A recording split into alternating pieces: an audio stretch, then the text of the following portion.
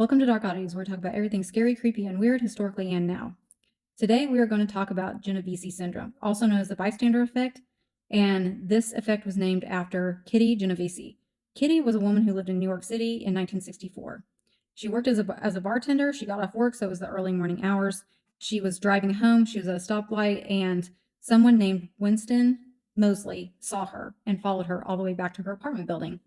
When she got out of her car, she saw Winston coming towards her and then started running to the door, but she did not make it. Winston got her down and began stabbing her. And there were several people in the apartment building that heard Kitty's cries. Now, a lot of them did not take it seriously, but there were a few that did.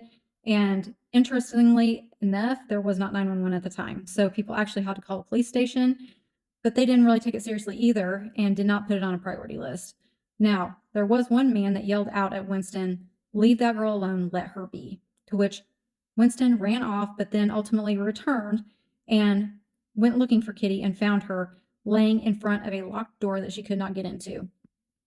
Now, when he found her, he proceeded to rape her and murder her and took off running.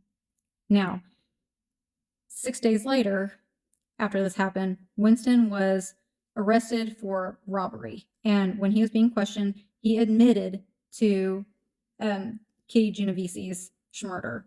And he also admitted to raping and murdering two other women and also admitted to 30 to 40 robberies that happened around New York City. So he was ultimately charged and was sentenced to death in prison, which was later repealed, and he was sentenced to life in prison with the possibility of parole, which he did not receive, and he ultimately passed away in prison at the age of 81.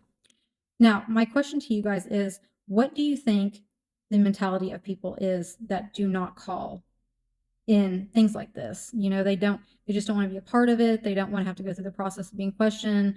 They just pretend that it's not happening. And me personally, I can't understand that. If I saw somebody that was really in trouble or I heard somebody screaming for help, I would definitely call for help.